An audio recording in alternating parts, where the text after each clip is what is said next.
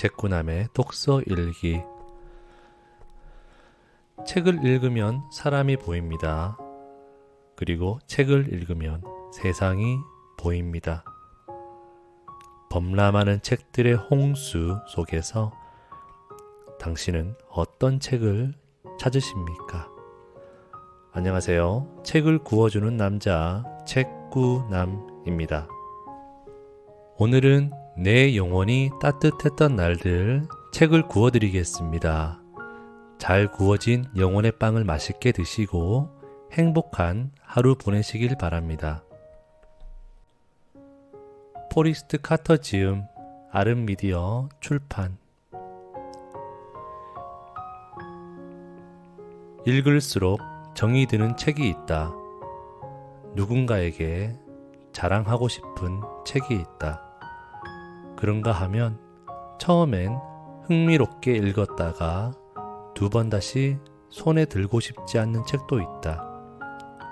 기억 속에서 이내 사라져버리는 책도 있다. 사람과 사람 사이의 관계처럼 책과 사람이 맺는 관계도 다양한 패턴이 있는 것 같다. 오래전 도서관에서 이 책을 처음 만났다.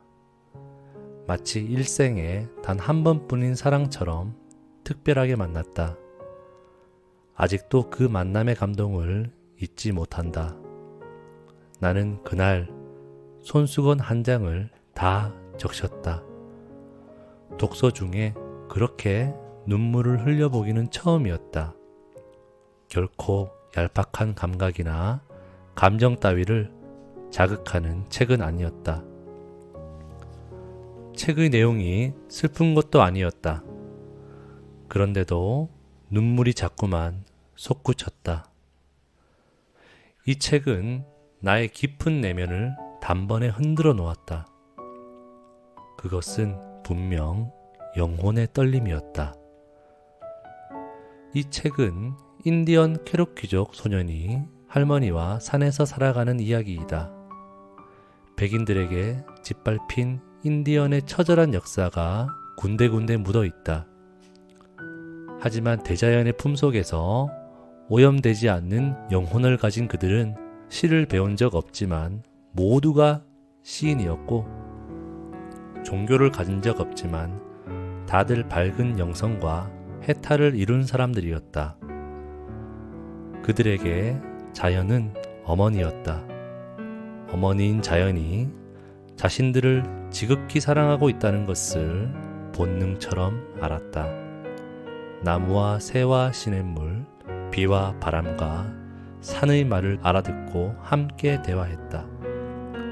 지혜와 사랑으로서 삶의 순리와 이치를 조용히 속삭였다. 주인공 작은 나무는 힘든 환경 속에서도 늑대별을 통해 윌로종과 마음의 영상을 주고받았다.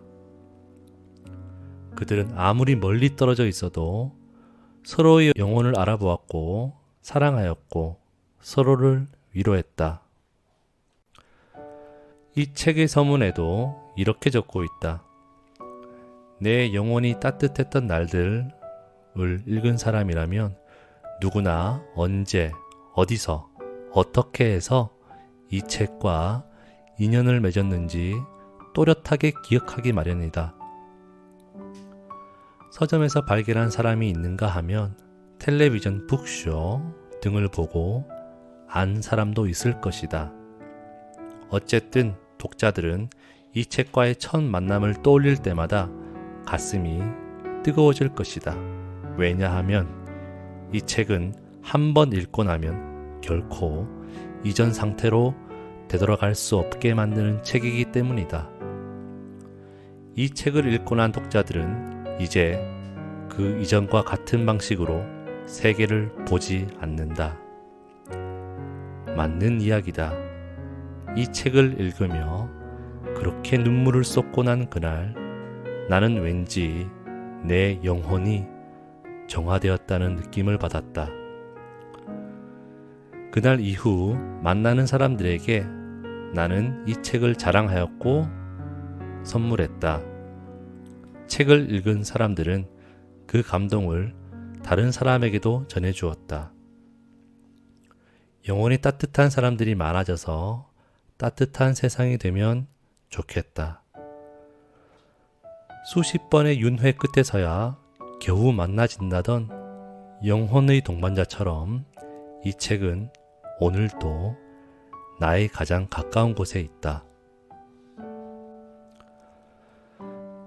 책 속의 쉼터, 중요한 문장을 읽어드리겠습니다. 할머니는 사람들은 누구나 두 개의 마음을 갖고 있다고 하셨다. 하나의 마음은 몸이 살아가는 데 필요한 것들을 꾸려가는 마음이다. 몸을 위해서 잠자리나 먹을 것 따위를 마련할 때는 이 마음을 써야 한다. 그리고 짝짓기를 하고 아이를 가지려 할 때도 이 마음을 써야 한다. 자기 몸이 살아가려면 누구나 이 마음을 가져야 한다. 그런데 우리에게는 이런 것들과 전혀 관계없는 또 다른 마음이 있다. 할머니는 이 마음을 영혼의 마음이라고 부르셨다. 만일 몸을 꾸려가는 마음이 욕심을 부리고 교활한 생각을 하거나 다른 사람을 해칠 일만 생각하고 다른 사람을 이용해서 이익 볼 생각만 하고 있으면 영혼의 마음은 점점 줄어들어서 밤톨보다 더 작아지게 된다. 몸이 죽으면 몸을 꾸려가는 마음도 함께 죽는다. 하지만 다른 모든 것이 다 없어져도 영혼의 마음만은 그대로 남아있는다. 그래서 평생 욕심을 부리면서 살아온 사람은 죽고 나면 밤톨 만한 영혼밖에 남아있지 않게 된다.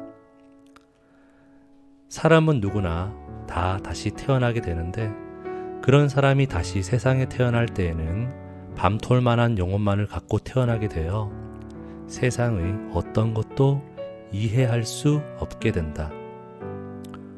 몸을 꾸려가는 마음이 더 커지면 영혼의 마음은 땅콩 알만하게 줄어들었다가 결국에는 그것마저도 완전히 사라지고 만다. 말하자면 영혼의 마음을 완전히 잃게 되는 것이다. 그런 사람들은 살아있어도 죽은 사람이 되고 만다. 할머니는 어디서나 쉽게 죽은 사람들을 찾아낼 수 있다고 하셨다. 여자를 봐도 더러운 것만 찾아내는 사람, 다른 사람들에게서 나쁜 것만 찾아내는 사람, 나무를 봐도 아름답다고 여기지 않고 목재와 돈으로만 보는 사람, 이런 사람들이 죽은 사람이었다. 할머니 말씀에 따르면 그런 사람들은 걸어 다니지만 죽은 사람들이었다. 영혼의 마음은 근육과 비슷해서 쓰면 쓸수록 더 커지고 강해진다. 마음을 더 크고 튼튼하게 가꿀 수 있는 비결은 오직 한 가지, 상대를 이해하는데 마음을 쓰는 것뿐이다. 게다가 몸을 꾸려가는 마음이 욕심이 부리는 걸 그만두지 않으면 영혼의 마음으로 가는 문은 절대 열리지 않는다. 욕심을 부리지 않아야 비로소 이해라는 것을 할 수 있기 때문이다. 반대로 더 많이 이해하려고 노력하면 영혼의 마음도 더 커진다. 할머니는 이해와 사랑은 당연히 같은 것이라고 하셨다. 이해하지도 못하면서 사랑하는 채 하는 사람들이 있긴 하지만 그런 사랑은 진정한 사랑이 아니라고 하시면서 그 말을 듣고 나는 모든 사람을 잘 이해하기로 마음먹었다. 밤톨만한 영혼을 갖고 싶지는 않았기 때문이다.